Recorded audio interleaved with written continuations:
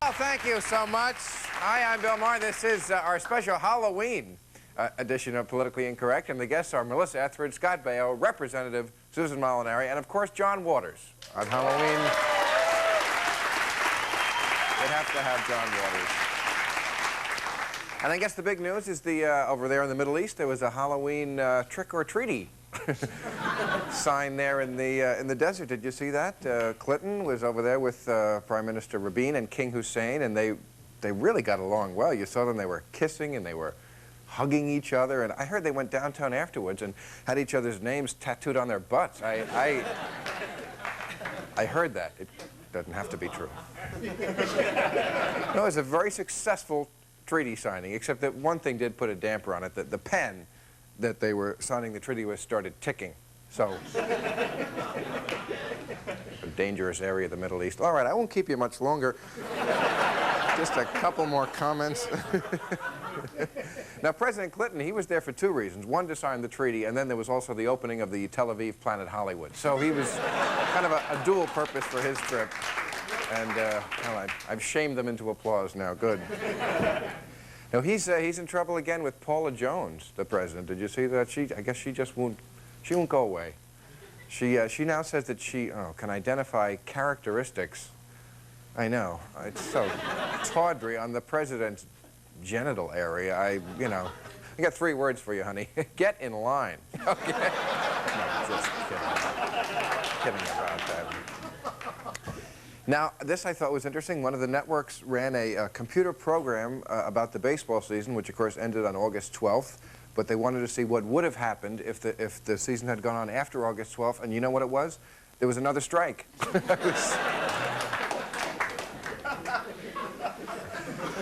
And a study about silicone breast implants. Anyone here a sufferer or a beneficiary, whatever it is for you? But good news for people, probably women.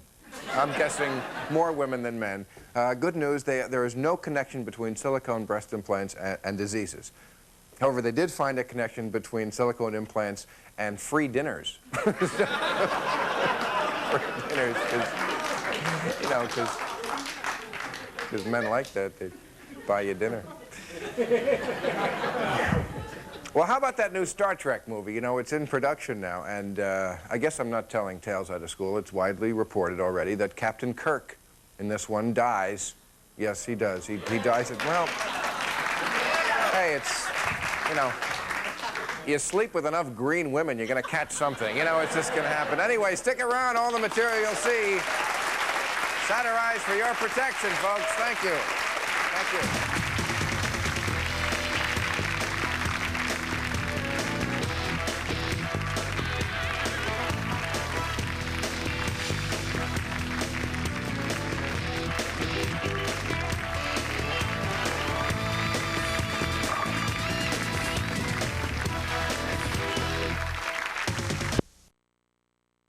Vaguely dirty.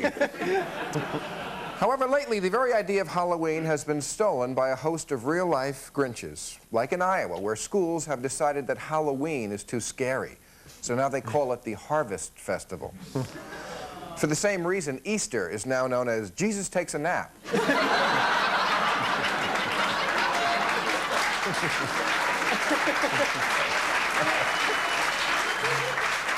And elsewhere, the holiday has been body snatched as a gay liberation day, forgetting that a holiday is supposed to be a holiday, a truce, and using it to promote a political agenda is like putting a razor blade in an apple.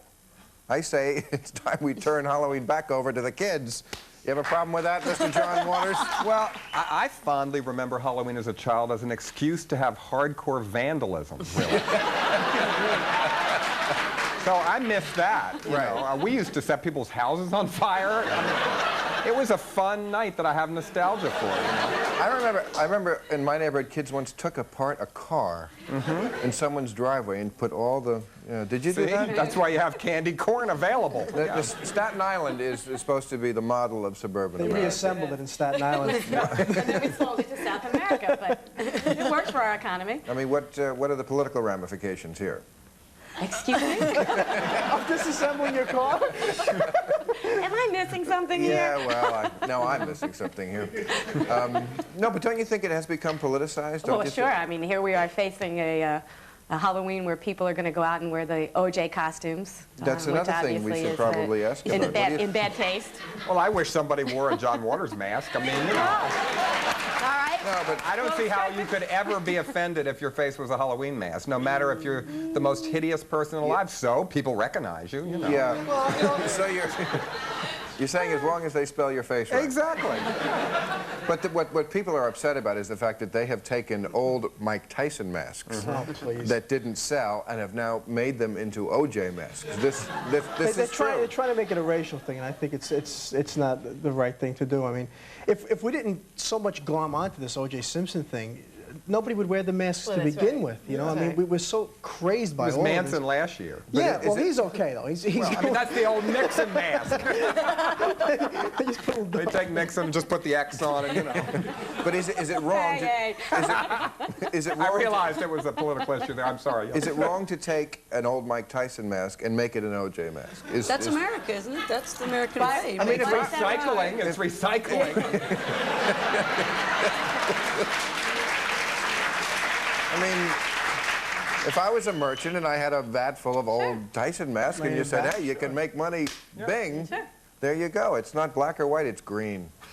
I always feel sorry for people in Halloween costumes. You notice when they're going home drunk alone and you see them like at 2 o'clock in the morning in a rabbit costume waiting for a bus? I'm depressed now. It's so sad. I want to know where you live. But I around the corner from Bill Maher. Okay, we have to take a he's the break, guy in the but we'll bunny be right costume. back with more Tales of Halloween.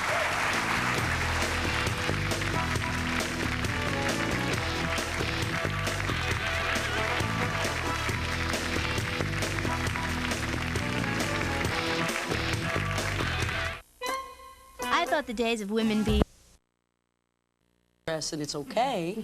You know, I mean, it's the one that everyone can. I think there's lots of straight people out there running around doing it just because they're allowed I think to it do makes on this news one more day. than other parties. You know what I mean? What You're are just the- jealous because we have more fun. If you go down Santa Monica Boulevard on Halloween, you know, it's unbelievable. That's what I'm thinking of, Santa Monica Boulevard If you've ever in West gone to, Hollywood, it's absolutely insane, and that's what the news Well, wants that's a to gay cover. city. Every day, it's like that anyway. What's the difference? You know? But I mean, should a holiday be taken over for a political agenda? I mean, It's not political to be gay. What if the Puerto Ricans took over Thanksgiving? And I'm not, nothing against the. I wish they would. We'd have some better food other than the turkey and mashed potatoes all the time. Yeah. Right, if there was a nice salsa, or you know, Good music to dance to. what if Christmas celebrated the birth of a Jewish man? Something preposterous like that. But no, Halloween came from so long ago. Halloween came before.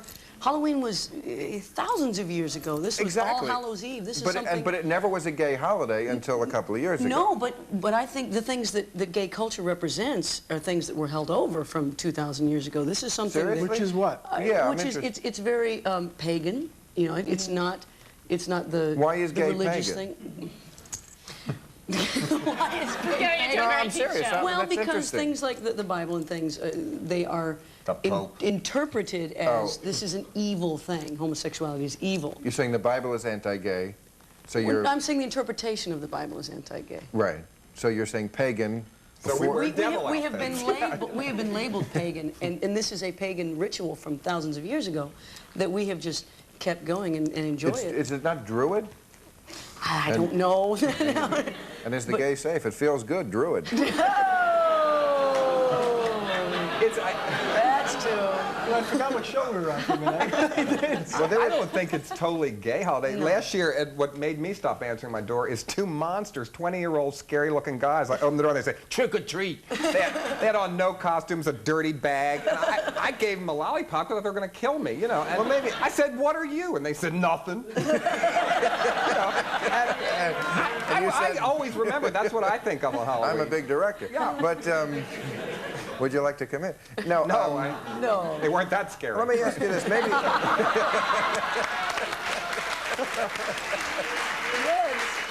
Yes. There, there was a recent study that I'm sure you saw it. It was the front cover of Time magazine and U.S. News and World Report Sex Survey in America, and they said the section about gays said that there was a hugely disproportionate amount of gay people in cities as opposed to the country. And my question, when I read that, was: are gay people attracted to the city, or do they go to the city and become gay?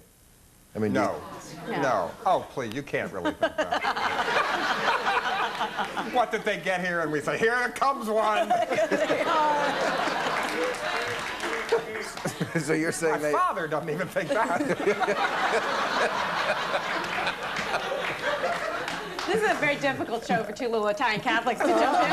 Nothing about this. I'm out of the conversation. But maybe you're more like out to lunch on it than I am. I mean, they're obviously mocking me, and probably with good reason. But if they say, you know, if 10% of the city is gay and only like 0.5% of the country, so you're saying gay people would be just attracted to the city. Right. It's not that people... I think the opportunities are there. All right. Well, welcome to Bill is Stupid. There, do you feel better now?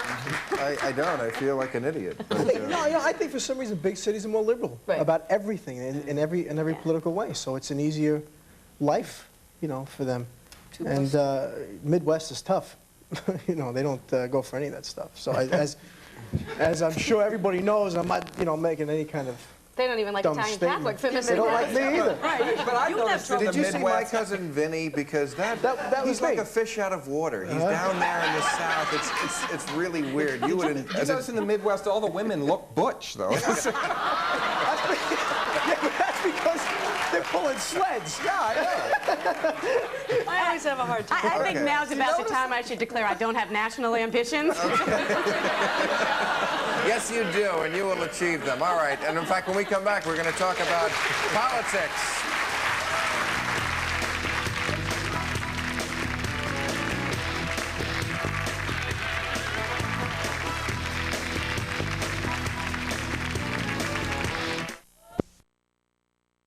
Yeah. Okay. Now, whenever I watch someone on TV, a candidate, if it's a man, he's got a red tie on. If it's a woman running for office, she very often has a red suit on. This goes into the category of, who are these people who are that? You know, I was reading about the Simpson jury. They were given a 75-page questionnaire asking them all kinds of questions about their feelings, about this and that. It's like voters are the jury of America. I just want to say to them, if you are that influenced by red, you shouldn't be allowed to vote. I mean, it's well documented, many world leaders, I mean, Joan of Arc, very into greens and blues. Didn't mean she was less of a leader. I mean, do you know what I'm saying? Yeah. Obviously it works if people wear... It gets attention. I mean, that's what this is all about. Politicians... A red tie? Well, yes. Okay, that's all I have to say. Yes. No, I mean, look, politicians are under the same kind of time constraints that entertainers are. You have to get your message across in a very short period of time because the American... And what message is red? Well, red is... It's a color, not an idea. Well, that's true. And red is just saying, pay attention to me, and then you have to put forth your ideas in most cases. But, I mean, if people are saying, well, that guy's got red, the other candidate has blue, I don't know. I like puke green, actually. Well, thank you. Well, Yeah, you have that, yeah. I knew I was doing the show with you. It's nice. It's more fluid. it's like I got a letter in the mail a couple months ago, and it said, would you help a voter registration drive? You know, we want celebrities to come down. And I was sort of flattered, and I thought, you know, why? I mean, it's like somebody is saying to themselves, you know, I'm not really sold on democracy, but I heard Danny Bonaducci is going to be down there. I think... Don't I have some point here, or am I as wrong as I was on the gay thing?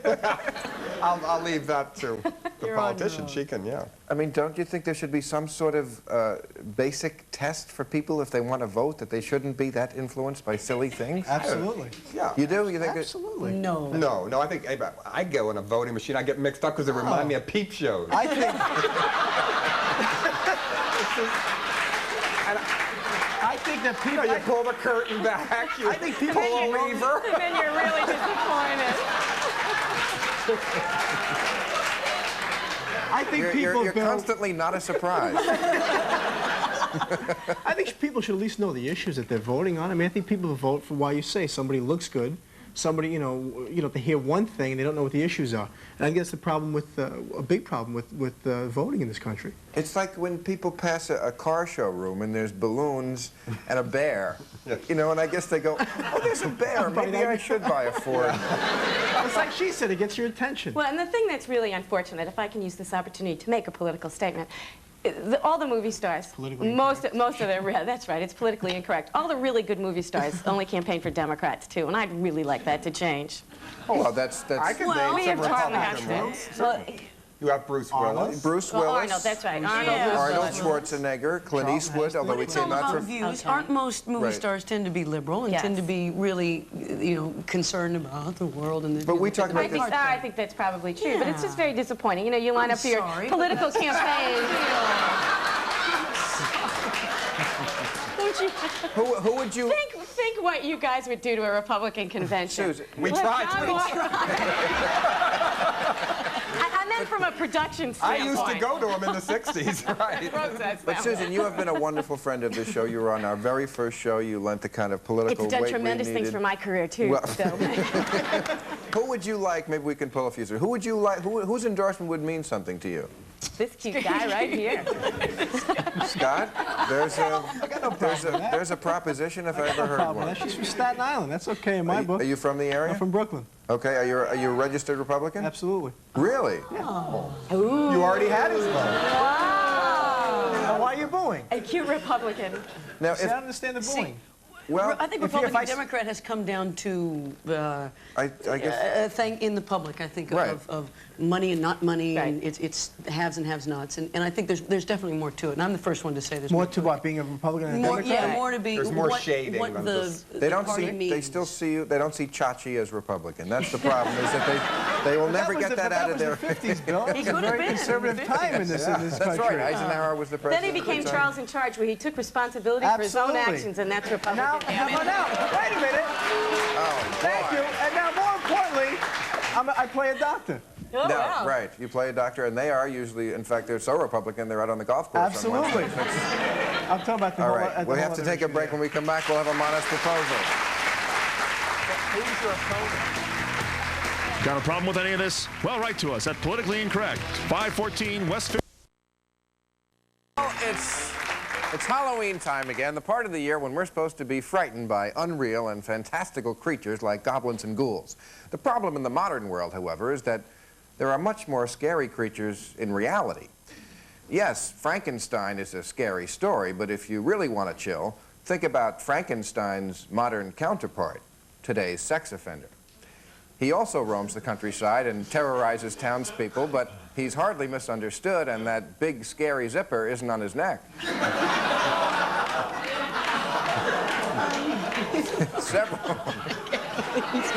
Several recent cases have sparked debate over where to put sex offenders who've paid their debt to society. Now, the problem is, on the one hand, everyone deserves a second chance in life, even if you're not running for mayor of Washington. But on the other hand, or the Senate in Virginia, but on the other hand, no one wants dangerous men roaming the countryside looking to prey on children. After all, we've got Boy Scout leaders for that.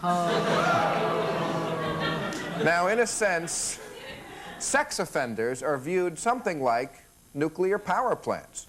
Everyone knows we need to put them somewhere, but no one wants them in their own backyard. Which leads to an obvious and entirely practical solution. Make the child molesters live near the nuclear power plants. Good idea. The fact is, we have to put them somewhere, and what sex offender wouldn't want to live in a town called Love Canal?